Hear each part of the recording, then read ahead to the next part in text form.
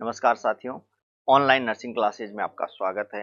आज अपने एक और इम्पोर्टेंट टॉपिक जो हर एग्जाम में यहाँ से क्वेश्चन पूछा जाता है, TPN, total parental nutrition.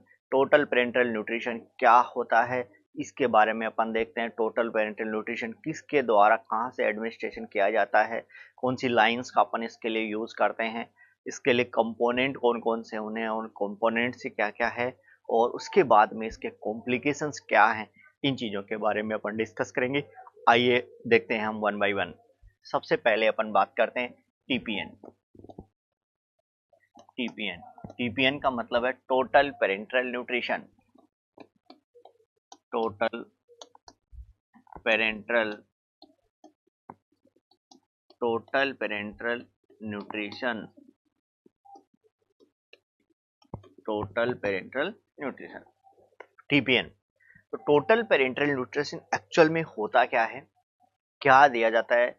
Total parental nutrition का अगर मैं इंट्रोडक्शन करना चाहूँ तो देखिए, जनरली जो भी कंटेंट अपन जो भी फूड के कंटेंट्स हैं वो अपन ओरल लेते हैं। अगर ओरल अपन नहीं ले पाए और अगर अपन उस कंडीशंस में अगर अपन कहीं भी किसी भी और एनजी के थ्रू भी नहीं ले पाए, तो ऐसी कंडीशन में न्यूट्रिशन को मेंटेन करने के लिए अपन वेन्स के थ्रू भी अपन टोटल न्यूट्रिशन न्यूट्रिएंट्स लेते हैं। वही कंडीशन क्या, या वही जो क्या प्रोसीजर क्या कहलाएगा, टोटल पेरेंटल न्यूट्रिशन कहलाएगा। देखिए, सबसे पहले मैं एक एक one by one upon discuss करते हैं। सबसे पहले अपन ये देखते हैं कि पेरेंटल न्यूट्रिशन क्या होता है। पेरेंटल न्यूट्रिशन क्या है?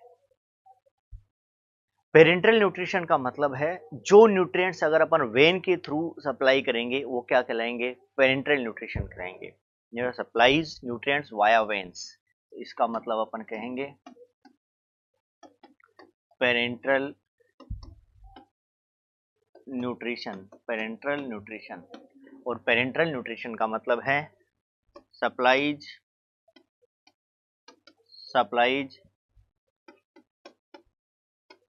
Nutrients via veins. Supplies nutrients via veins, when के थ्रू जो न्यूट्रिएंट्स अपन देते हैं वो क्या कहलाएगा, पेरेंटल न्यूट्रिशन कहलाएगा। लेकिन यहाँ पे बातें आती है टोटल पेरेंटल न्यूट्रिशन क्या है, टीपीएन क्या है। तो टीपीएन का मतलब टोटल जो कंटेंट्स हैं आपके फूड के, जैसे कार्बोहाइड्रेट है, प्रोटीन है, वेट है, उसके अलावा मिनरल्स हैं, उसके अलावा विटामिन है, वाटर है, सारे के सारे कंपोनेंट अगर अपन वेन के थ्रू दें, उसी कंडीशन को अपन क्या बोलेंगे, टोटल पेरेंटल न्यूट्रिशन। तो यहाँ देखिए, पेरेंटल न्यूट्रिशन का मतलब है वेन के थ्रू देना, और टीपीएन टोटल पेरेंटल न्यूट्रिशन का मतलब है supplies supplies carbohydrate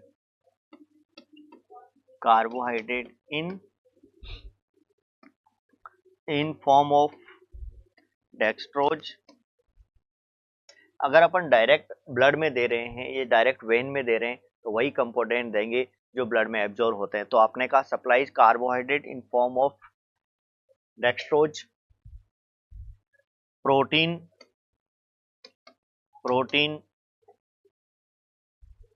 in form of protein in form of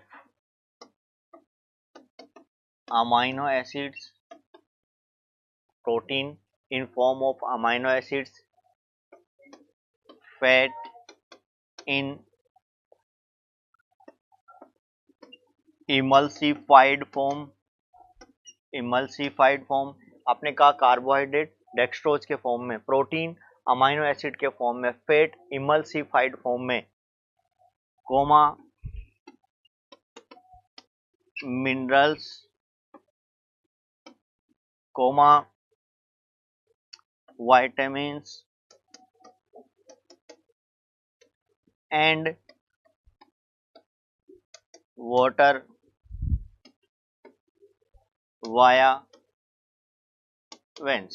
देखिए, यहाँ पे आपने कहा supplies carbohydrate in form of dextrose, protein in form of amino acids, fat in emulsified form, minerals हैं, vitamin हैं, वाटर है, सारा का सर्व अपन किसके थ्रू देते हैं, वेंस के थ्रू देते हैं।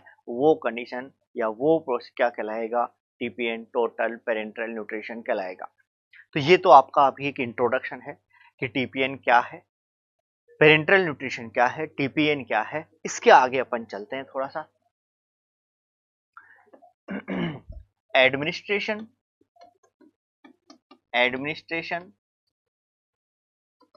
Of TPN, administration of TPN via, देखो किसके थ्रू देते हैं, किसके थ्रू अपन एडमिनिस्ट्रेशन करते हैं टीपीएन को, उसकी बात करते हैं। देखिए जनरली जो टीपीएन होता है वो अपन सेंट्रल लाइन के थ्रू, सेंट्रल असेस के थ्रू दिया जाता है। पेरिफेरल वेंस में भी अपन देते हैं, पेरिफेरल में लार्ज जो वेंस है वहाँ का यूज कर सकते हैं, लेकिन पेरिफेरल वेंस में बहुत ज़्यादा हायर कंसंट्रेशन यूज नहीं कर सकते हैं। इसलिए जनरली जो अपन टीपीएन देते हैं वो किसके थ्रू, सेंट्रल वेंस के थ्रू। तो आपने कहा administration of TPN via, via अपन बोलते हैं सेंट्रल वेन, सेंट्रल वेन। और सेंट्रल वेन्स में भी आपने सबसे पहले अपन बात करते हैं सेंट्रल वेन, कौन कौन सी सेंट्रल वेन्स का यूज अपन करते हैं, सेंट्रल वेन का यूज करते हैं। एक अपन करते हैं सब क्लेवियन वेन, सब क्लेवियन वेन, सब क्लेवियन वेन। कई बार यहां से सब क्लेवियन वेन के बारे में क्वेश्चन पूछा गया है कि कौन सी सेंट्रल लाइन अपन मोस्टली जो वेन्स है वो असेस करते हैं, सब क्लेवियन वेन। दूसरा इंटरनल जुगुलार वेन का यूज भी करते हैं, इंटरनल जुगुलार वेन का यूज भी करते हैं। सबक्लेवियन वेन और इंटरनल जुगुलार वेन दोनों ही वेन्स का यूज अपन करते हैं, किसके लिए, इनके लिए। और ये कब कितने टाइम तक यूज कर सकते हैं अपन इनका, तो up to 4 weeks, up to 4 weeks, 4 week तक अपन इनका यूज कर सकते हैं, सेंट्रल वेन का और सबक्लेवियन वेन का, तो अप टू 4 वीक्स। तो सबक्लेवियन वेन और इंटरनल जुगुलार वेन। एक और अपन यूज करते हैं इसके लिए pick line, PICC, pick line. देखिए पिक लाइन क्या होता है, पिक लाइन का मतलब होता है पेरिफेरली इंसर्टेड सेंट्रल कैथेटर, यानी ये जो सेंट्रल कैथेटर होता है सेंट्रल लाइन ही होता है, लेकिन इंसर्शन कहाँ किया जाता है, अपने वेसिलिक या सिफिलिक वेन यानी पेरिफेरली वेन से, और वो कहाँ तक, सेंट्रल तक जाता है। तो आपने कहा पिक लाइन का मतलब क्या है, तो यहाँ अपन कह सकते हैं peripherally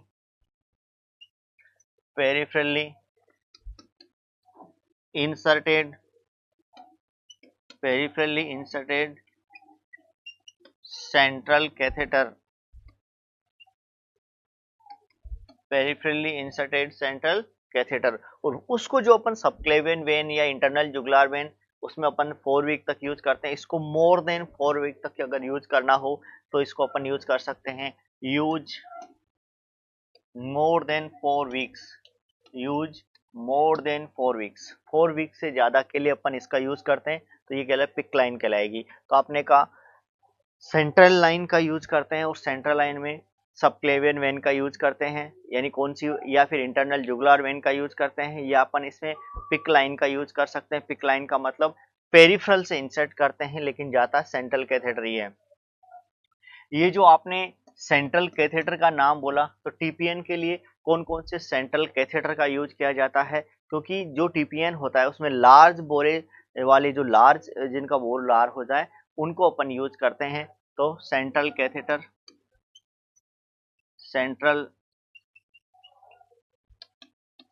catheter for TPN. TPN के लिए सेंट्रल कैथेटर का कौन कौन से सेंट्रल कैथेटर का यूज किया जाता है, सेंट्रल कैथेटर फॉर टीपीएन। और सेंट्रल कैथेटर में अपन कौन कौन से का यूज किया जाता है, तो नाम देखिए, ग्रोसोंग, ग्रोसोंग कैथेटर, ग्रोसोंग कैथेटर। एक होता है ब्रोविएक, ब्रोविएक कैथेटर। एक है थर्ड हिकमैन्स कैथेटर, हिकमैन्स कैथेटर। तो कौन से कैथेटर, सेंट्रल कैथेटर अपन यूज कर सकते हैं, ये क्वेश्चन एम्स भोपाल 2018 में पूछा गया था, एम्स भोपाल 2018 में पूछा गया था। तो थोड़ा सा आप जाने सेंट्रल कैथेटर अपन टीपीएन के लिए कौन कौन से यूज करते हैं। तो 3 प्रकार के कैथेटर्स हैं, एक ग्रोसोंग हुआ, एक ब्रोवियक हुआ और तीसरा आपने कहा हिकमेंस कैथेटर है। तो ये सेंट्रल लाइन का यूज अपन कर सकते हैं। सेकंड, यहां से आपने सबसे पहला बोला सेंट्रल लाइन, यहां पर अपन पेरिफेरल लाइन का भी यूज कर सकते हैं। तो पेरिफेरल लाइन और पेरिफेरल लाइन भी अपन ओनली और ओनली कौन सी वेन्स का यूज करते हैं, लार्ज वेन्स का यूज कर सकते हैं। तो पेरिफेरल वेन में अपन कह सकते हैं लार्ज वेन का यूज करेंगे। किसका यूज करेंगे, लार्ज वेन का। अब देखिए पेरिफेरल वेन में जो लार्ज वेन्स होती हैं वो कौन कौन सी यूज कर सकते हैं। तो आपने कहा बेसिलिक वेन का यूज कर सकते हैं या सेफेलिक वेन का यूज कर सकते हैं। बेसिलिक वेन का यूज किया जा सकता है, बेसिलिक वेन का यूज कर सकते हैं। और दूसरा आपने कहा सेफेलिक वेन का यूज कर सकते हैं, सेफेलिक वेन का यूज कर सकते हैं। तो बेसिलिक और सेफेलिक वेन का यूज कर सकते हैं, दोनों ही लार्ज वेन्स हैं। अब जब अपन पेरिफेरल लाइन की बात करते हैं तो ओनली आइसोटोनिक और माइल्ड हाइपरटोनिक सॉल्यूशन ही अपन इसमें यूज कर सकते हैं ओनली पेरिफेरल वेन्स के द्वारा। तो मैं कह सकता हूं यहां पे only isotonic and mild hypertonic. Mild hypertonic का मतलब है up to 900 milli osmol per litre.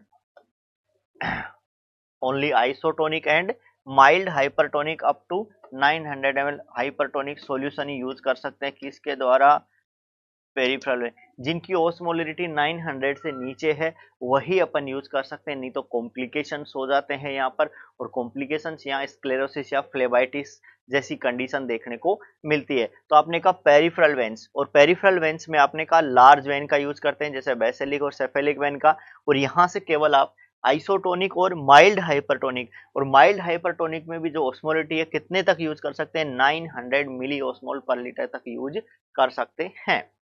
ये तो पेरिफेरल वेन्स की बात हुई। अब आपने कहा अगर अपन हाइपरटोनिक सॉल्यूशंस को अगर पेरिफेरल वेन के द्वारा डिलीवर करते हैं तो कौन सा कॉम्प्लिकेशन हो सकता है।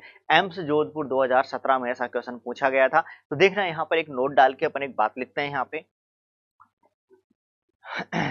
यहाँ पे अपन एक बात लिखते हैं,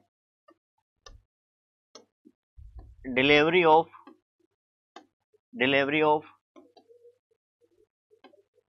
hypertonic solutions via delivery of hypertonic solutions via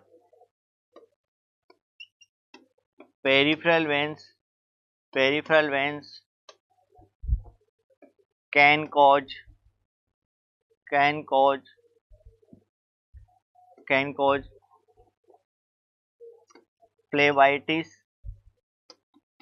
phlebitis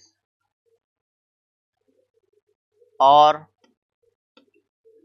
sclerosis और स्वेलिंग। आपने कहा अगर अपन पेरिफेरल वेन के थ्रू हाइपरटोनिक सॉल्यूशंस को एडमिनिस्टर करते हैं, डिलीवर करते हैं, तो ऐसी में क्या कॉम्प्लिकेशन होने के चांस होते हैं। तो आपने कहा फ्लेबाइटिस या स्क्लेरोसिस जैसी कंडीशन देखने को मिल सकती है। इसीलिए अपन ओनली और ओनली आइसोटोनिक और mild hypertonic solution he upon peripheral when के द्वारा दे सकते हैं। बाकी सारी चीजें अपन सेंट्रल वेन के द्वारा डिलीवर किया जाता है। क्लियर है। तो ये थोड़ा अपन ने एक बार देखा कि एडमिनिस्ट्रेशन वाया। अब अपन बात करते हैं कंपोनेंट्स की।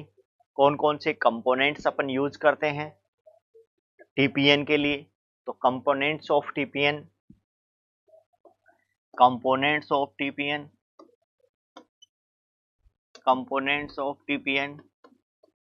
टोटल पेरेंटल न्यूट्रिशन टीपीएन के लिए कौन कौन से कंपोनेंट्स का अपन बात करते हैं, कंपोनेंट्स की बात करते हैं। देखिए कंपोनेंट्स में सबसे पहले आता है कार्बोहाइड्रेट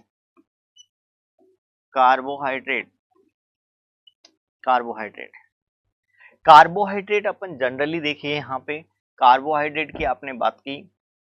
कार्बोहाइड्रेट में भी अपन ने किस फॉर्म में लेते हैं, इन डेक्सट्रोज के फॉर्म में। किस फॉर्म में लेते हैं, इन डेक्सट्रोज फॉर्म। कार्बोहाइड्रेट है वो आपकी बॉडी को जितनी कैलोरी नीड्स होती है उसका लगभग 50 to 70% कौन प्रोवाइड करता है? कार्बोहाइड्रेट। तो अपन कह सकते हैं प्रोवाइड 50 to 70% ऑफ टोटल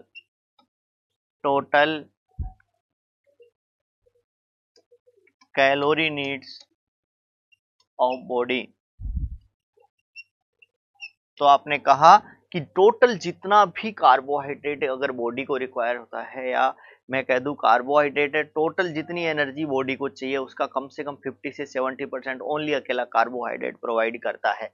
देखिए कार्बोहाइड्रेट की जो कंसंट्रेशन है, कार्बोहाइड्रेट की वो 5% से लेकर के, इसकी कंसंट्रेशन 5% से लेकर के 50% कंसंट्रेशन के कार्बोहाइड्रेट अपन यूज कर सकते हैं या होते हैं। इनमें से मोस्टली जो यूज करते हैं, mostly use 10% dextrose for TPN. TPN के लिए जनरली जो आपका यूज किया जाता है वो कौन सा किया जाता है? 10% डेक्सट्रोज का यूज किया जाता है। क्लियर है? ये क्वेश्चन भी एग्जाम में पूछा जा सकता है, थोड़ा सा ध्यान रखें। तो आपने कहा कंसंट्रेशन कार्बोहाइड्रेट की कितनी होती है? 5% से लेकर के 50% तक की कंसंट्रेशन के कार्बोहाइड्रेट्स पाए जाते हैं। सेकंड आता है आपका प्रोटीन। प्रोटीन किस फॉर्म में देंगे? अमाइनो एसिड के फॉर्म में। तो सेकंड आपका है प्रोटीन। प्रोटीन किस फॉर्म में देते हैं? अमाइनो एसिड्स के फॉर्म में। अमाइनो एसिड्स के फॉर्म में देते हैं। एक और बात, दूसरी बात, जो प्रोटीन है वो टोटल एनर्जी का लगभग 15 to 20%, जितनी कैलोरी नीड्स होती है बॉडी को उसका लगभग 15 to 20% कौन प्रोवाइड कराता है? प्रोटीन करवाता है। तो अपन कह सकते हैं provide 15 to 20% of total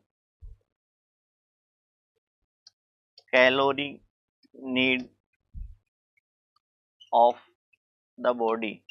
body की टोटल जो कैलोरी नीड होती है उसका लगभग 15 to 20% जो आपको एक पूरी करता है वो कौन करता है? प्रोटीन के द्वारा किया जाता है। ये प्रोटीन में जो अमाइनो एसिड की कंसंट्रेशन है, अमाइनो एसिड की जो कंसंट्रेशन ली जाती है वो 3.5% से लेकर के 20% तक के अमाइनो एसिड्स अपन यूज कर सकते हैं। लोअर कंसंट्रेशन आइसोटोनिक की तरफ जाती है, जबकि हायर कंसंट्रेशन हाइपरटोनिक की तरफ भी जाती है। तो इसकी कंसंट्रेशन जो होती है अमाइनो एसिड की 3.5% से लेकर के 20% तक के अमाइनो एसिड्स अपन यूज कर सकते हैं। तो 3.5 से लेकर के 20%। थर्ड जो आपका कंपोनेंट आता है वो आते हैं लिपिड्स। लिपिड्स, और लिपिड्स के लिए अपन ने कहा किस फॉर्म में होता है? इमल्सिफाइड फॉर्म में। ये जो लिपिड्स हैं वो किस फॉर्म में? इमल्सिफाइड फॉर्म में। जो लिपिड्स होते हैं किस फॉर्म में होते हैं? इमल्सिफाइड फॉर्म में। देखिए सबसे पहले तो जो लिपिड्स हैं वो टोटल आपकी बॉडी को जितनी कैलोरी नीड होती है उसका 10 to 30% जो आपका रिक्वायरमेंट पूरी करता है वो कौन करता है? लिपिड्स करते हैं। तो सबसे पहले अपन कहेंगे प्रोवाइड 10 to 30% ऑफ टोटल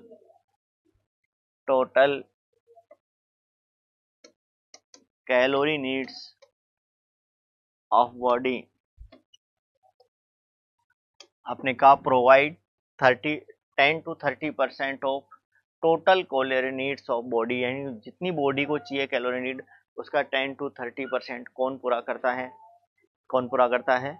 आपका लिपिड्स पूरा करते हैं। लिपिड्स, एक बात हमेशा ध्यान रखना, लिपिड्स आइसोटोनिक सॉल्यूशन होते हैं, जबकि कार्बोहाइड्रेट और प्रोटीन का जो कंसंट्रेशन है वो वेरी करता है, वो आइसोटोनिक से लेकर के हाइपरटोनिक की तरफ भी चलते हैं। यहाँ पे केवल तो लिपिड्स आर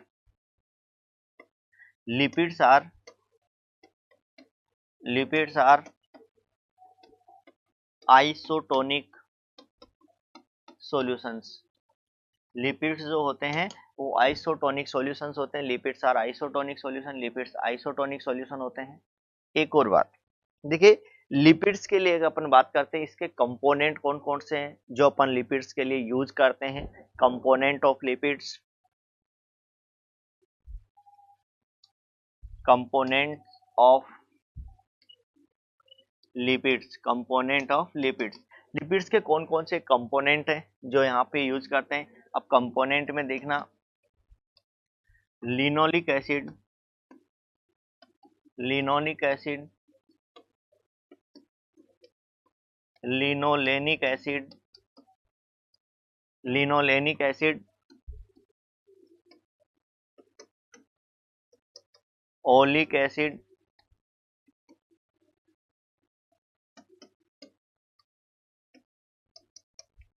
पामिटिक एसिड और स्टीयरिक एसिड। जो अपन टीपीएन में काम में लेते हैं, लिपिड के कंपोनेंट कौन कौन से कंपोनेंट्स अपन काम में लेते हैं, उन कंपोनेंट्स के बारे में अपन ने देखा। तो कौन कौन से, linoleic acid, linolenic acid, oleic acid, palmitic acid और स्टीयरिक एसिड। ये कॉमनली 5 कंपोनेंट अपन यूज किया जाता है। उसके बाद में जब भी अपन लिपिड देते हैं, यहाँ पे फिल्टर का यूज किया जाता है, क्योंकि कोई भी थ्रोम्बस फॉर्मेशन होके आपका वेन में एंट्री कर सकता है, इसलिए फिल्टर। और इस फिल्टर की जो साइज होती है 1.2 माइक्रोन मीटर, कितनी होती है 1.2 माइक्रोन मीटर। क्लियर है। अभी आपने एक और चीज आपने बोली थी अपन कि लिपिड्स हैं उनका कौन सा फॉर्म, इमल्सिफाइड फॉर्म है, वो अपन यूज करते हैं। तो इसका इमल्सिफिकेशन किसके द्वारा किया जाता है, emulsification of, emulsification of, emulsification of lipids, emulsification of lipids done by egg yolk, egg yolk और sunflower oil, sunflower oil। जो लिपिड का इमल्सिफिकेशन किया जाता है, और वो इमल्सिफिकेशन किसके द्वारा किया जाता है, एग यolk और सनफ्लावर ऑयल के द्वारा किया जाता है। कई बार क्या होता है, कुछ क्लाइंट्स को इनसे एलर्जी होती है, किससे, एग yolk से या सनफ्लावर ऑयल से। तो ऐसे क्लाइंट के लिए अपन किसका, लिपिड्स का यूज नहीं करना चाहिए, लिपिड्स का यूज नहीं करना चाहिए टीपीएन के लिए। देखिए, जब भी आप लिपिड्स का अपन यूज करते हैं, लिपिड सॉल्यूशन देने के लिए, लिपिड सॉल्यूशन में आपको कहीं भी क्लोट बनने के ऐसे चांस होते हैं, या फिर क्लाइंट को एलर्जी होती है ऐसे चांस होते हैं। तो ऐसे कंडीशन में एडवर्स रिएक्शन होने के चांस होते हैं। इसलिए बोला जाता है कि जब भी ये लिपिड सॉल्यूशन इन्फ्यूज किया जाता है, इसकी जो इनिशियल रेट है वो रेट क्या होती है, स्लो होती है। तो अपन कह सकते हैं infuse, infuse, infuse slow at the rate of, at the rate of 1 ml per minute.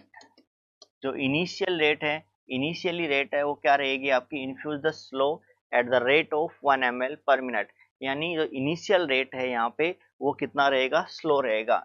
एक और बात, initial, initial rate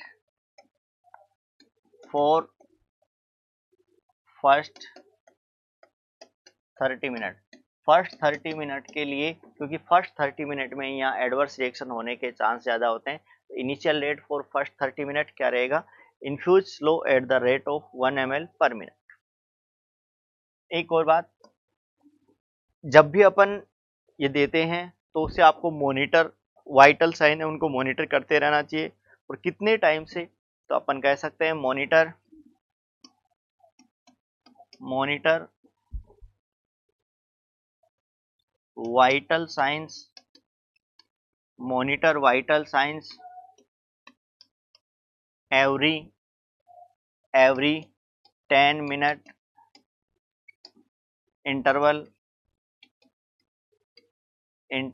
for first 30 minute. First 30 minute के लिए आपको फर्स्ट 30 मिनट्स के लिए क्या करना चाहिए, एवरी 10 मिनट से आपको वाइटल साइन का मॉनिटर करना चाहिए। अगर इनमें कुछ वेरिएशन आता है तो तुरंत अपने को एससीपी को क्या करना चाहिए, नोटिफाई करना चाहिए। यहाँ पे एक और बात है, आपको क्लाइंट को सबसे किसके लिए ऑब्जर्व करना होगा, एडवर्स रिएक्शन के लिए। तो अपन कह सकते हैं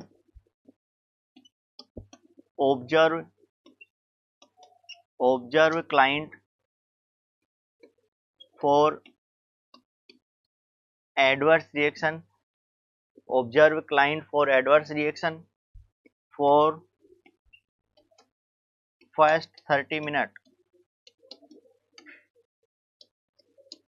फर्स्ट 30 मिनट्स के लिए क्लाइंट को अपने को किसके लिए, एडवर्स रिएक्शन के लिए ऑब्जर्व करना चाहिए। एडवर्स रिएक्शन का कारण क्या है, एलर्जिक रिएक्शंस होती हैं। एलर्जिक रिएक्शंस क्यों होती हैं, क्योंकि इसमें इमल्सिफिकेशन के लिए किसका यूज किया जाता है, एग योक का यूज किया जाता है, या फिर अपन कहते हैं सनफ्लावर ऑयल का यूज किया जाता है। तो आपने का observe client for adverse reaction for first 30 minute. Initially जो 30 मिनट है उनके लिए अपने को यहाँ पे कई बार एक क्वेश्चन बनता है, if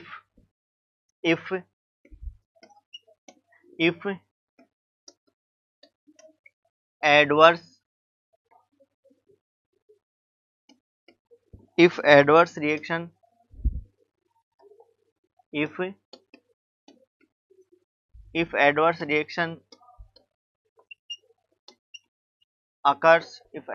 occurs, then nursing intervention. अगर किसी क्लाइंट को एडवर्स रिएक्शन हो जाता है तो उसका क्या नर्सिंग इंटरवेंशन होगा। देखिए बड़ा इंपॉर्टेंट क्वेश्चन है, यहाँ से कई बार ऐसा क्वेश्चन पूछ लिया जाता है। तो if adverse reaction occur then the nursing intervention क्या होगा, stop the infusion and notify the SCP. तुरंत अपन को क्या करना होगा, इन्फ्यूजन को स्टॉप करना होगा और एससीपी को यहाँ क्या करेंगे, नोटिफाई करने का काम करेंगे। क्लियर है। तो आपने कहा if adverse reaction occur then nursing intervention क्या होगा, तो stop the infusion and notify the SCP. अगर अपन बात करते हैं क्लिनिकल मैनिफेस्टेशंस क्या होंगे किसके यहाँ पर एडवर्स रिएक्शन की, तो आपको पता है एलर्जिक है, एनाफाइलेक्टिक रिएक्शंस है। तो यहाँ पे आपका लो ग्रेड फीवर के साथ में चिल्स, डायाफोरेसिस होगा, ईचिंग होगा, रेडनेस होगा, हिप्स होंगे, चेस्ट पेन होगा, नोजिया होगा, वोमिटिंग, हेडेक। अगर ऐसे आपको साइन देखने को मिलेंगे तो इसका मतलब एडवर्स रिएक्शन हो गया। तुरंत आप उसको स्टॉप करके एससीपी को क्या करेंगे, नोटिफाई करेंगे। तो मैं कह सकता हूँ क्लिनिकल मैनिफेस्टेशंस क्या हैं इसके, तो यहाँ आपने कहा low grade fever comma chills comma diaphoresis low grade fever comma chills comma diaphoresis. और क्या क्या क्लिनिकल मैनिफेस्टेशन होगी, ईचिंग होगा, ह्यूज देखने को मिलेंगे, हेडेक होगा, नोजिया, वोमिटिंग, थ्रोम्बोफ्लेबाइटिस हो सकता है, थ्रोम्बोफ्लेबाइटिस देखने को मिल सकता है। तो ये सारी कंडीशन आपको देखने को मिल सकती हैं। इसका मतलब है क्लाइंट को एडवर्स रिएक्शन हो गया है और ऐसी कंडीशन में तुरंत उसको क्या कर देंगे, स्टॉप कर देंगे और एससीपी को नोटिफाई कर देंगे। तो ये तो अपन सिर्फ कंपोनेंट्स की बात कर रहे थे कि कौन कौन से कंपोनेंट्स होते हैं, क्या लिपिड्स का कंपोनेंट होता है, क्या अपन प्रोटीन का होता है, क्या कार्बोहाइड्रेट का होता है, और मेनली जो सबसे ज़्यादा आपको ध्यान रखने योग्य बात है वो किसके लिए, लिपिड्स के लिए। लिपिड्स में अपन क्या करते हैं, अगर कई बार यहाँ से ये क्वेश्चन भी पूछा जाता है कि इमल्सिफिकेशन किसके द्वारा किया जाता है? तो इसका इमल्सिफिकेशन किसके द्वारा किया जाता है? एग योक और फॉस्फोलिपिड्स या फिर अपन किसका सनफ्लावर ऑयल के द्वारा किया जाता है। तो ये अपन ने कंपोनेंट्स की बात की। अब अपन बात करते हैं यहाँ पे types of administration. Types of administration. Types of administration, किस किस प्रकार से अपन एडमिनिस्ट्रेशन कर सकते हैं यहाँ पे? टाइप्स ऑफ एडमिनिस्ट्रेशन देखिए, एक तो अपन यहाँ पे इंटरमिटेंट कर सकते हैं टाइप्स ऑफ एडमिनिस्ट्रेशन, और एक अपन यहाँ पर कॉन्टिन्यूसली कर सकते हैं।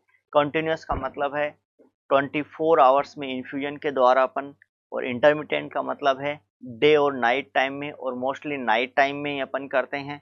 तो जनरली अपन ने कहा टाइप्स ऑफ एडमिनिस्ट्रेशन तो दो प्रकार से होता है, इंटरमिटेंट इंटरमिटेंट कितने के लिए? Infuse over 12 hours. कितने आवर के लिए करते हैं? 12 आवर्स के लिए इन्फ्यूज करते हैं, और वो भी generally mostly night time use. Mostly किसका यूज करते हैं? नाइट टाइम का। क्यों? क्योंकि नाइट टाइम में अपन क्या कर सकते हैं? टीपीएन ले सकते हैं, और डे टाइम पे अपन यहाँ पर क्या किया जा सकता है? अपना रूटीन वर्क भी किया जा सकता है। इसलिए मोस्टली नाइट टाइम का यूज करते हैं। डे टाइम क्या रहेगा यहाँ? डे टाइम यहाँ क्या रहेगा? फ्री रहेगा। डे टाइम यहाँ क्या रहेगा? फ्री रहेगा। तो आपने कहा इंटरमिटेंट, और अपन ने कहा कितने के लिए? इन्फ्यूज 12 आवर्स के लिए। दूसरा है कॉन्टिन्यूअस एडमिनिस्ट्रेशन। अगर कंटिन्यूअस एडमिनिस्ट्रेशन की बात करते हैं, तो कितने टाइम के लिए? Infuse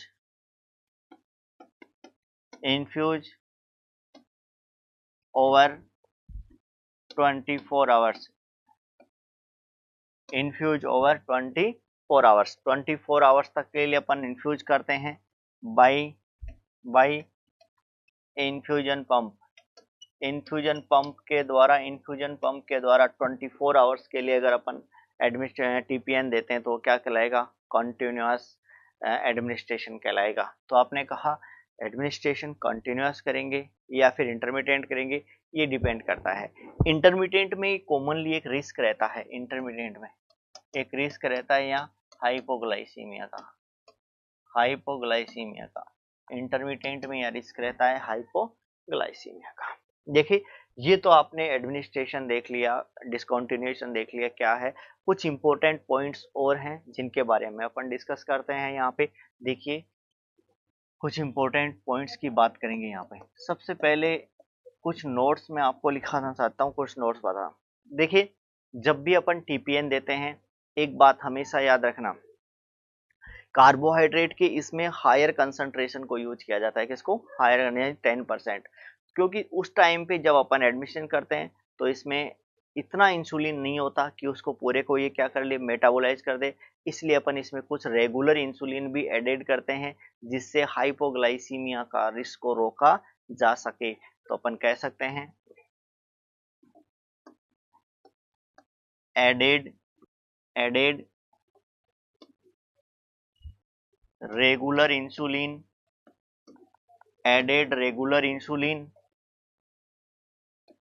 to prevent hyperglycaemia. क्योंकि आपको पता है बॉडी में इनिशियल स्टेज में बॉडी में इतना ज़्यादा इंसुलिन नहीं होता है कि वो जितना कार्बोहाइड्रेट दे उसको मेटाबोलाइज करे।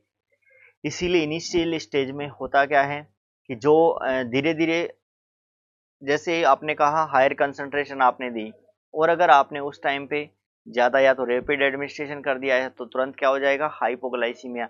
ये भी टीपीएन का एक कॉम्प्लिकेशन है। हाइपर और हाइपो दोनों ही हैं। तो आपने कहा added regular insulin to prevent. दूसरा नोट, एक और बात है, यहाँ पर लिपिड्स और ये यूज करें तो आपका जो कैथेटर यूज करते हो वहां पे फाइब्रिनस क्लोट बनने के चांस ज्यादा होते हैं। इसीलिए कई बार अपन किसका जो आपका टिप है वहां पर हेपेरिन से फ्लश करते हैं, हेपेरिन भी ऐड करते हैं जिससे वहां पर क्लोट बनने से रोका जा सके। तो अपन कह सकते हैं added heparin added heparin at the tip of TPN to at the tip of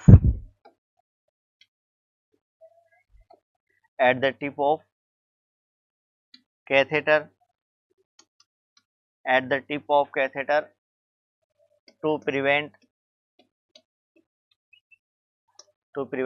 added heparin at the tip of catheter to prevent fibrinous clot तो आपने कहा added the heparin at the tip of catheter to prevent the fibrinous clot. Fibrinous clot को prevent करने के लिए अपन heparin का use भी कर सकते हैं, हेपेरिन भी ऐड कर सकते हैं। एक और बात यहाँ पे एक इम्पोर्टेंट है, देखिए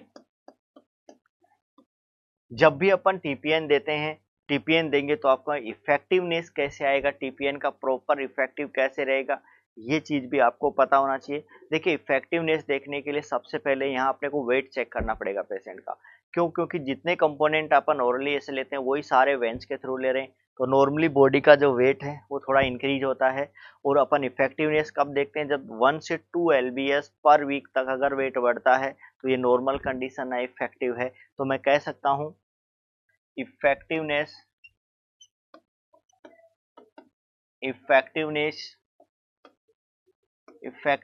of TPN, effectiveness of TPN देखिए कैसे कहेंगे, नॉर्मली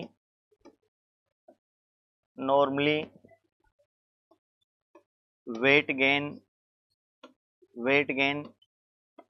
नॉर्मली वेट गेन 1 से 2 LBS per week.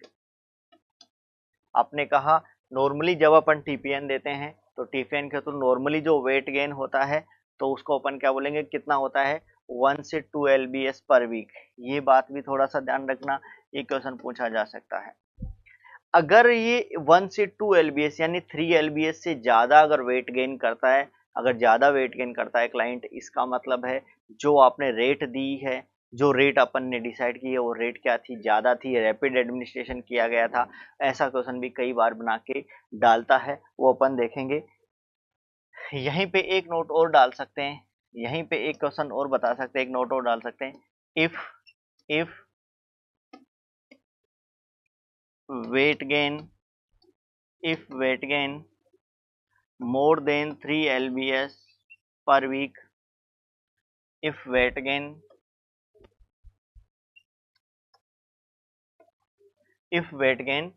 more than 3 LBS per week, ये क्या इंडिकेट करता है? It indicate hypervolaemia condition, hypervolaemia condition. ये हाइपरवोलेमिया की कंडीशन को इंडिकेट करेगा, यानी जो रेट आपने दी है वो रेट आपने हायर रखी है और उसके कारण ऐसा देखने को मिलता है। तो आपने कहा नॉर्मली जो आपका वेट गेन होता है वो कितना होता है? 1 से 2 LBS पर वीक। अगर ये weight gain more than 3 LBS per week then it indicate the hypervolaemia. जब आपको कई बार बोला जाए, यहाँ से अगर ऐसा क्वेश्चन पूछा जाए कि एक क्लाइंट है उसको टीपीएन दिया गया, एक नर्स है वो उसको वेट को मॉनिटर करे और नर्स ने पाया कि उसका weight more than 3 LBS per week है, तो बताओ कौन से साइन सिम्टम आप देखने को मिलेंगे? तो जो साइन आपको क्लिनिकल मैनिफेस्टेशंस देखने के लिए वो हाइपरवोलेमिया के देखने को मिलेंगे, ये थोड़ा सा ध्यान रखना। तो ये कुछ इंपॉर्टेंट चीजें हैं जो आपको ध्यान रखनी है। ये तो आपने एडमिनिस्ट्रेशन कर दिया। अब टीपीएन को जब भी डिसकंटिन्यूएशन किया जाता है, डिसकंटिन्यूएशन कैसे करते हैं उससे रिलेटेड हम बात करते हैं। तो अपन कहते हैं discontinuation discontinuation of TPN. TPN को डिसकंटिन्यू कैसे करेंगे? Discontinuation of TPN. देखिए हमेशा एक बात ध्यान रखना, जब भी अपन टीपीएन को डिसकंटिन्यूएशन की बात करते हैं, हमेशा रेट को पहले क्या करेंगे? डिक्रीज करेंगे और ओरल इनटेक को इंक्रीजेंगे और बाद में धीरे धीरे जाके इसको क्या करेंगे? स्टॉप। अगर किसी भी क्लाइंट को आपने अचानक से एब्रुप्ट डिसकंटिन्यूएशन कर दिया, एब्रुप्ट डिसकंटिन्यूएशन का मतलब है अगर सडनली आपने इसको डिसकंटिन्यूएशन कर दिया तो क्लाइंट को हाइपोग्लाइसीमिया जैसी कंडीशन देखने को मिलेगी। तो यहाँ कभी भी टीपीएन को एब्रुप्टली या सडनली स्टॉप नहीं किया जाता, रेट को क्या किया जाता है? स्लो किया जाता है। तो अपन कह सकते हैं यहाँ पे decrease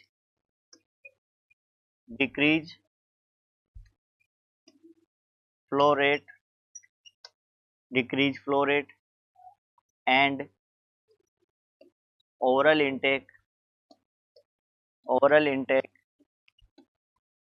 increase, oral intake increase. यानी कि इनिशियल स्टेज में अपन धीरे धीरे फ्लो रेट को कम करेंगे और ओरल इनटेक को क्या करेंगे? इंक्रीज करेंगे और उसके बाद में अपन धीरे धीरे उसको जाके क्या करेंगे?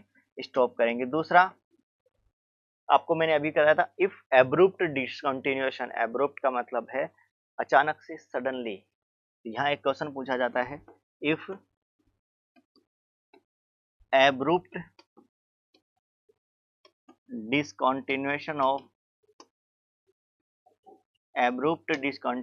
ऑफ टीपीएन, अगर आपने एब्रुप्ट डिसकंटिन्यूएशन कर दिया तो क्या हो जाएगा? हाइपोग्लाइसीमिया। क्या कॉज मिलेगा? हाइपोग्लाइसीमिया। तो एक और चांस यहाँ पे आपको देखने को मिलेगा, क्या? हाइपोग्लाइसीमिया जैसी कंडीशन देखने को मिलेगी। तो आपने कहा एब्रुप्ट डिसकंटिन्यूएशन होता है टीपीएन का तो हाइपोग्लाइसीमिया जैसी कंडीशन देखने को मिलती है। तो ऐसी कुछ कंडीशंस आपने देखी टीपीएन से रिलेटेड, क्या क्या आप कर सकते हैं, क्या क्या चीजें आप देख सकते हैं। अपन डिसकंटिन्यूएशन कैसा करना है, इसको टर्मिनेशन करना कैसे करना है। तो टर्मिनेशन में अपन को रेट को क्या करना पड़ेगा? कम करना पड़ेगा, ओरल इंटेक को बढ़ाना पड़ेगा, एब्रुप्ट डिसकंटिन्यूएशन कभी नहीं करना है। ये तो आपका टीपीएन के बारे में कुछ कंटेंट थे। टीपीएन एक इम्पोर्टेंट टॉपिक है, यहाँ से कई बार छोटे मोटे क्वेश्चन बहुत बार पूछे जाते हैं। अब अपन बात करते हैं यहाँ कॉम्प्लिकेशंस ऑफ टीपीएन। टीपीएन के कॉम्प्लिकेशंस की बात करते हैं। Complications of TPN, complications of TPN. TPN के कौन कौन से कॉम्प्लिकेशंस होंगे, इनके बारे में अपन डिस्कस करते हैं। देखिए सबसे पहले टीपीएन है वो आपको पता है किसके? सेंट्रल लाइन के द्वारा या सेंट्रल कैथेटर के द्वारा ज्यादा दिया जाता है। इसीलिए जब भी अपन सेंट्रल कैथेटर इंसर्ट करते हैं उस टाइम पे अगर आपकी प्लूरल कैविटी क्या हो जाए? इंजर्ड हो जाए तो न्यूमोथोरेक्स होने के चांस होते हैं। तो एक अपन बोल सकते हैं यहाँ पे pneumothorax,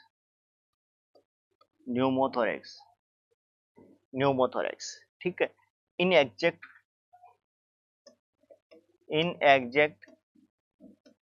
placement off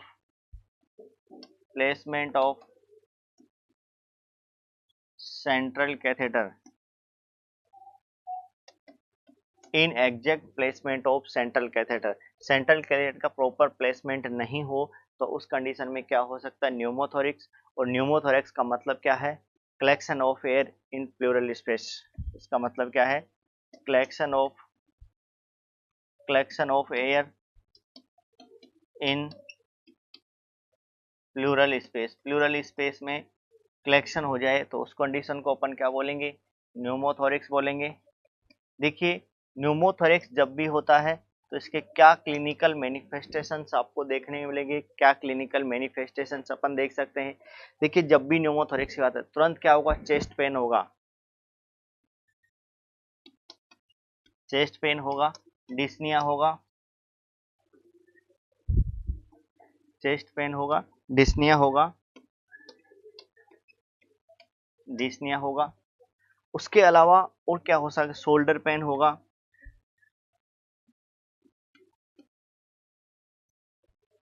shoulder pain होगा, डिस्निया होगा, शोल्डर पेन होगा। तो आपने कहा चेस्ट पेन होगा, डिस्निया होगा, शोल्डर पेन होगा। सबसे बड़ी बात, एब्सेंस ऑफ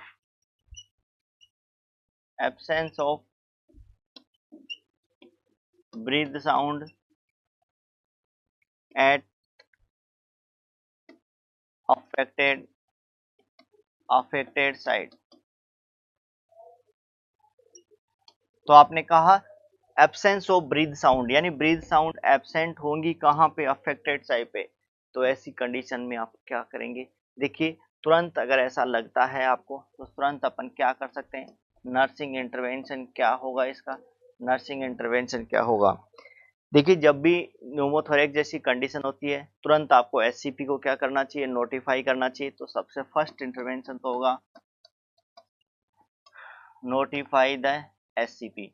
दूसरा इसका काम होगा ऑब्टेन, क्योंकि इसका पता कंफर्मेशन कहाँ होगा, एक्सरे में होगा। तो ऑब्टेन ए एक्सरे, एक एक्सरे ऑब्टेन करेंगे। तीसरी बात, अगर आपको ऐसा हो गया तो आपके पास एक ही इसका प्रॉपर मैनेजमेंट है, वो क्या है, चेस्ट ट्यूब। क्या होगा, चेस्ट ट्यूब। तो एक बात और कह सकते हैं, चेस्ट ट्यूब में रिक्वायर,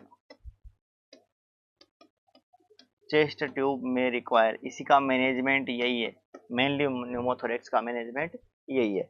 तो एक तो आपने कॉम्प्लिकेशंस क्या देखा, न्यूमोथोरेक्स। सेकंड कॉम्प्लिकेशंस की अगर अपन बात करते हैं यहाँ पे, एयर एम्बोलिज्म।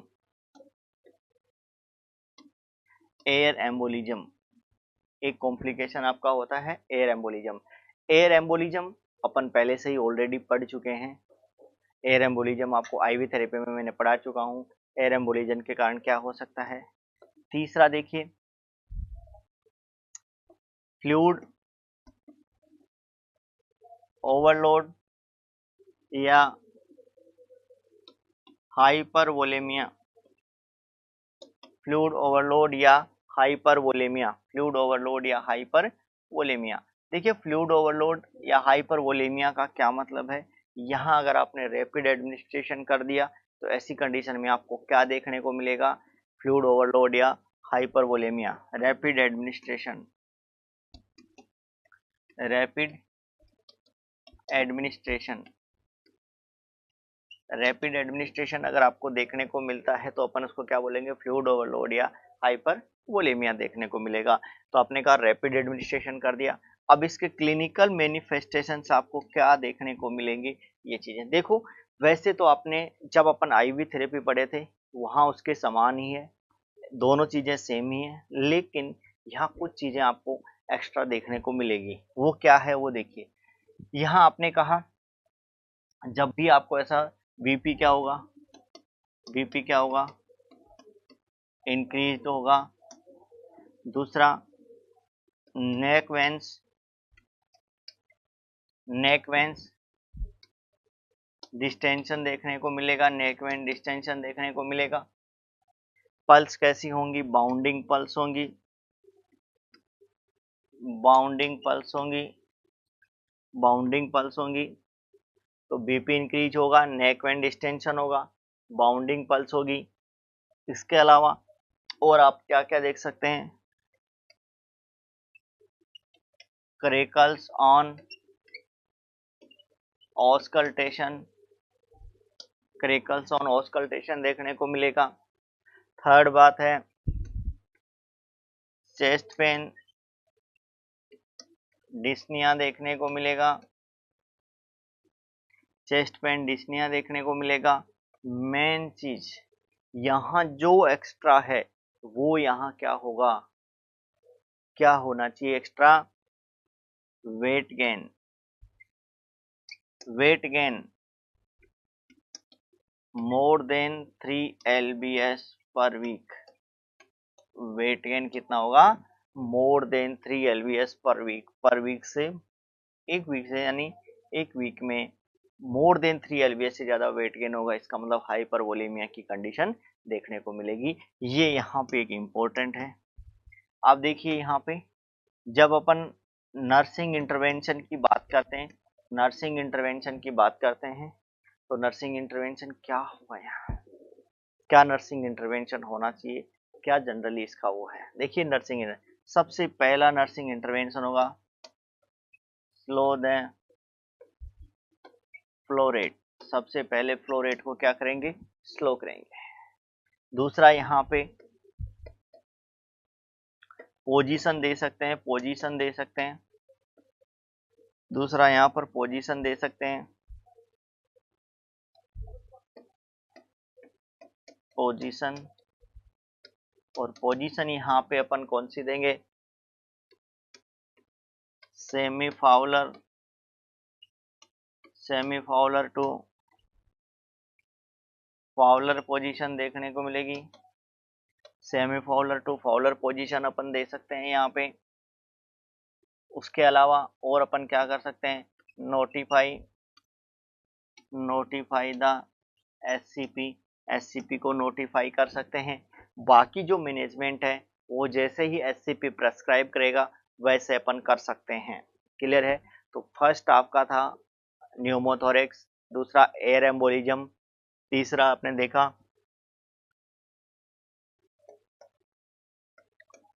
फोर्थ यहाँ आता है हाइपरवोलेमिया, थर्ड, फोर्थ आता है सेप्टिसेमिया, या मैं बोलूँ इन्फेक्शन, सेप्टिसीमिया या इन्फेक्शन। देखो सेप्टिसीमिया या इन्फेक्शन अपन ऑलरेडी पढ़ चुके हैं, ऑलरेडी अपन डिस्कस कर चुके हैं। क्योंकि सेप्टिसीमिया चांस होने के यहाँ ज़्यादा होते हैं, या ऐसा क्यों, क्योंकि दो चीज़ें हैं। एक तो यहाँ पे अपन सेंट्रल लाइन की प्रॉपर केयर नहीं करेंगे, दूसरा अपन टीपीएन के अंदर डेक्सट्रोज ऐसा लेते हैं। डेक्सट्रोज बैक्टीरिया के लिए एक फेवरेबल कंडीशन है, तो यहाँ पर सेप्टिसीमिया इन्फेक्शन होने के चांस क्या है, मैक्सिमम है। तो ऐसी कंडीशन में ये देखने को, इसमें भी दो प्रकार से हो सकता है, आपका लोकल हो सकता है और सिस्टेमिक हो सकता है। लोकल में आपने कहा वहाँ पर आपकी साइड में रेडनेस होगा, हीट होगा, या ड्रेनेज एट द साइट हो सकता है। जबकि अगर अपन सिस्टेमिक की बात करते हैं, वही हाई ग्रेड फीवर चिल्स के साथ में डायफ्रोसिस, नोजिया, वोमिटिंग, हेडेक, बैकएक, ये सारी चीजें आप देखने को मिलेंगी। इसका नर्सिंग इंटरवेंशन क्या होगा, यहाँ नर्सिंग में तुरंत सबसे पहला काम करेंगे नोटिफाई द एससीपी। दूसरा अपन करेंगे यहाँ स्टॉप करेंगे लाइन को। तीसरा अपन जो भी आपके ट्यूब्स हैं, जो सेंट्रल लाइन है, ब्लड सैंपल है, उसको कल्चर के लिए भेजेंगे। और कल्चर आने के बाद में जो भी अप्रोप्राइट इसका ट्रीटमेंट होगा वो कर सकते हैं। क्लियर है। तो फोर्थ आपका इन्फेक्शन या सेप्टिसीमिया, इन्फेक्शन या सेप्टिसीमिया। फिफ्थ जो यहाँ पे आपका आता है वो आता है हाइपरग्लाइसीमिया। Hyper hyperglycaemia. हाइपरग्लाइसीमिया क्यों देखने को मिलता है, हाइपरग्लाइसीमिया क्यों देखने को मिलता है। देखिए यहाँ अपन कार्बोहाइड्रेट की हायर कंसंट्रेशन को यूज किया जाता है। तो इनिशियल स्टेज में बॉडी के पास में इतना इंसुलिन नहीं होता है कि वो कंप्लीट को क्या कर दे, मेटाबोलाइज कर दे। तो इनिशियल स्टेज में बढ़ेगा, या अपन रैपिड एडमिनिस्ट्रेशन करते हैं, ऐसी कंडीशन में भी आपका जो ब्लड ग्लूकोज लेवल है वो क्या हो जाएगा, बढ़ जाएगा। अगर अपन बात करें यहाँ पे blood glucose level, blood glucose level कितना हो जाए, मोर देन 200 मिलीग्राम पर डीएल हो जाए। अगर ब्लड ग्लूकोज लेवल कितना हो जाए, मोर देन 200 मिलीग्राम पर डीएल हो जाए, इसका मतलब अपन समझ सकते हैं क्या, हाइपर ग्लाइसीमिया होगा। तुरंत आपको एससीपी को नोटिफाई करना चाहिए और अपन रेगुलर इंसुलिन भी दे सकते हैं। अगर ऐसा आपको लगता है ब्लड ग्लूकोज ऐसा हो गया, तो इसका जो नर्सिंग इंटरवेंशन है वो क्या करेंगे, notify, notify the SCP, SCP को नोटिफाई करेंगे।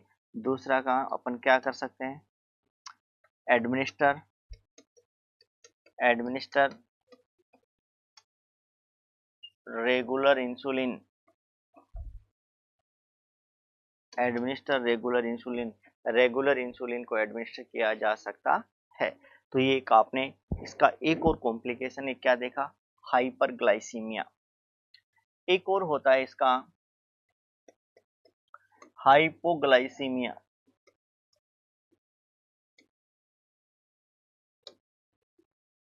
हाइपोग्लाइसीमिया का मतलब है जो ग्लूकोज लेवल है वो नॉर्मल से क्या हो जाए, कम हो जाए, तो वो कंडीशन क्या कहलाती है, हाइपोग्लाइसीमिया कहलाती है। देखिए हाइपोग्लाइसीमिया क्यों होगा, जनरली अपन क्या है, जब भी अपन टीपीएन देते हैं तो डेक्सट्रोज ये है या कार्बोहाइड्रेट है, इसके कंसंट्रेशन हायर होती है। तो जैसे जैसे ये हायर कंसंट्रेशन चलती है, बॉडी का जो इंसुलिन है उसका सिक्रीशन भी क्या होता है, बढ़ जाता है। कई बार अपन क्या करते हैं, सडनली टीपीएन को एब्रुप्टली यानी रोक देते हैं, सडनली अपन बंद कर देते हैं। ऐसी कंडीशन में इंसुलिन का लेवल अभी भी बढ़ा हुआ है लेकिन ग्लूकोज वहां पर इंटेक कम हो गया और जो बचा हुआ है उसको भी क्या हो जाएगा, मेटाबोलाइज, तो हाइपोग्लाइसीमिया जैसी कंडीशन देखने को मिलेगी। और ये चीज जो रोकने के लिए अपने को कभी भी सडनली इसको एब्रुप्टली सडनली इसको स्टॉप नहीं करना चाहिए। तो हाइपोग्लाइसीमिया और हाइपोग्लाइसीमिया का कोज क्या है, यहाँ कारण क्या है हाइपोग्लाइसीमिया का, abrupt discontinuation, abrupt discontinuation, abrupt discontinuation of TPN. TPN का जो डिसकंटिन्यूएशन है उसको अचानक से अगर कर दिया जाए तो ये क्या कहलाएगा, हाइपोग्लाइसीमिया कोज करेगा। और हाइपोग्लाइसीमिया का मतलब है अगर blood glucose level less than 70 milligram पर डीएल से कम हो जाए, लेस देन 70 मिलीग्राम पर डीएल से कम हो जाए तो ये क्या करेगा, हाइपोग्लाइसीमिया कोज करेगा।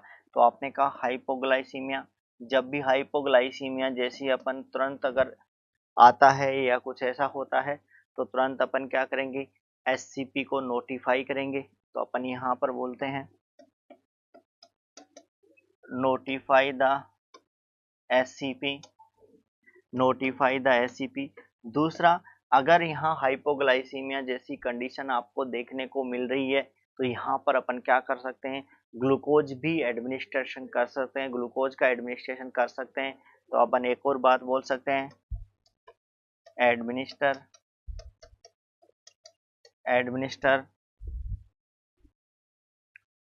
डेक्सट्रोज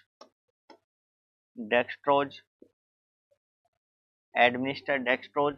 और लगभग यहाँ 10% अपन जनरली करते हैं, एडमिनिस्टर डेक्सट्रोज एज प्रेस्क्राइब्ड, जैसा आपको प्रिस्क्रिप्शन मिलता है उसके आधार पे अपन डेक्सट्रोज भी यहाँ एडमिनिस्ट्रेशन कर सकते हैं। तो ये आज अपन टॉपिक देखे थे टीपीएन के बारे में, टोटल पेरेंटल न्यूट्रिशन के बारे में। टोटल पेरेंटल न्यूट्रिशन क्या होता है ये आपने देखा। तो टीपीएन का मतलब है जो भी न्यूट्रिएंट्स अपन दे रहे हैं सारे के सारे अगर वेन के थ्रू देंगे तो वो क्या कहलाएगा, टीपीएन कहलाएगा। उसके बाद में अपन ने देखा कि एडमिनिस्ट्रेशन किसके थ्रू, एडमिनिस्ट्रेशन वाया, तो अपन सेंट्रल वेन के द्वारा कॉमनली यूज किया जाता है। सेंट्रल वेन में भी आपकी दो वेन है, सबक्लेवियन वेन और आपकी दूसरी इंटरनल जुगुलर वेन। ये ओनली अपन अप टू 4 वीक्स तक यूज कर सकते हैं। जबकि सेकंड जो आपका मोर देन 4 वीक्स तक की बात आती है तो पिक लाइन का यूज किया जाता है। पिक लाइन का मतलब होता है पेरिफेरली इंसर्टेड सेंट्रल कैथेटर, उसको पेरिफेरल से इंसर्ट करते हैं लेकिन क्या होता है सेंट्रल, इसमें इन्फेक्शन के चांस क्या होते हैं, कम होते हैं। उसके बाद में अपन एक सेंट्रल कैथेटर कौन कौन से यूज कर सकते हैं, जैसे ग्रोसोंग वो आपने बोला, ब्रोविएक बोला, हिगमेंस बोला, ये सेंट्रल कैथेटर यूज कर सकते हैं। पेरिफेरल वेंस के थ्रू अपन लार्ज वेंस यूज कर सकते हैं और पेरिफेरल वेंस के थ्रू अपन ओनली आइसोटोनिक और माइल्ड हाइपरटोनिक जिनकी osmolality up to 900 milli osmol per litre होती है वही एडमिट कर सकते हैं। अगर इससे ज्यादा करेंगे तो वहां पर फ्लेबाइटिस या स्क्लेरोसिस जैसी कंडीशन देखने को मिलेगी। उसके बाद में आपने कंपोनेंट देखे और कंपोनेंट में आपने कार्बोहाइड्रेट डेक्सट्रोज के फॉर्म में इसकी concentration 5 to 50, amino protein amino acid के फॉर्म में अमाइनो एसिड की कंसंट्रेशन होती है 3.5 से 20%, यानी आइसोटोनिक से लेकर के हाइपरटोनिक। तीसरा आपने देखा लिपिड्स, लिपिड हमेशा आइसोटोनिक सॉल्यूशन होते हैं। लिपिड्स का आना इमल्सिफाइड फॉर्म दिए, इमल्सिफिकेशन एग यॉक, फॉस्फोलिपिड और इसके द्वारा सनफ्लावर ऑयल के द्वारा किया जाता है। इसके अलावा इसके कंपोनेंट कौन से होते हैं, लिनोलिक एसिड होती है, लिनोलेनिक एसिड होती है, पामिटिक, ओलिक और स्टेरिक एसिड, ये इसके कॉमनली। जब भी अपन लिपिड्स देते हैं, लिपिड्स के लिए सबसे इंपॉर्टेंट बात है यहाँ पे इसका फिल्टर यूज किया जाता है, क्योंकि वो कुछ थ्रोम्बस फॉर्मेशन बन सकता है। फिल्टर की साइज होती है 1.2 माइक्रोन मीटर का फिल्टर यूज किया जाता है। जब भी अपन लिपिड्स देते हैं, एडवर्स रिएक्शन हो सकती है, क्योंकि एलर्जी हो सकती है कुछ क्लाइंट्स को।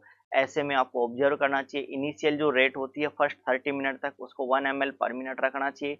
एवरी 10 मिनट से फर्स्ट 30 मिनट तक क्या करना चाहिए, वाइटल मॉनिटर करने चाहिए। अगर एडवर्स रिएक्शन हो जाती है तो आपका नर्सिंग इंटरवेंशन होगा, तुरंत आपको स्टॉप करना चाहिए और एससीपी को नोटिफाई करना चाहिए। ऐसी कंडीशन आप दे सकते हैं। तो ये कॉमनली अपन क्या क्या कर सकते हैं। उसके बाद में आपने देखा कि अपने को रेगुलर इंसुलिन का यूज करते हैं, क्योंकि इसमें हायर कंसंट्रेशन कार्बोहाइड्रेट करते हैं। इसमें अपन किसका, हेपेरिन का यूज कर सकते हैं, क्योंकि क्लॉट को रोकने के लिए, नहीं तो आपके कैथेटर में ब्लॉक हो जाएंगे, बार बार यूज नहीं कर सकते।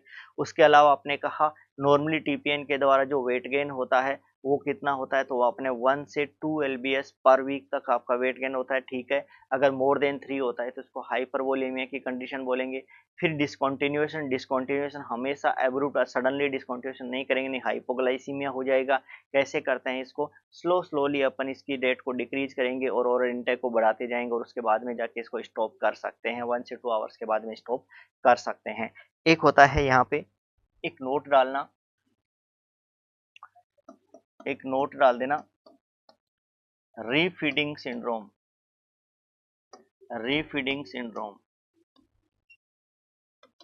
रीफीडिंग सिंड्रोम। इसका मतलब क्या है, a rapid drop, a rapid drop in potassium comma magnesium and phosphate serum level in in malnourished oblique starved client।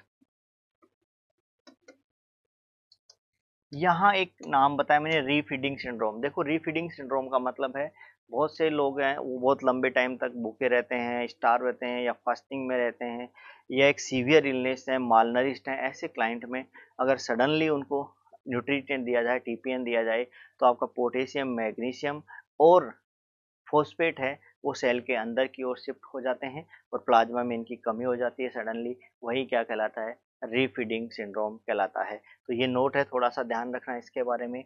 ये आपका टीपीएन कंप्लीट है। Okay, thank you.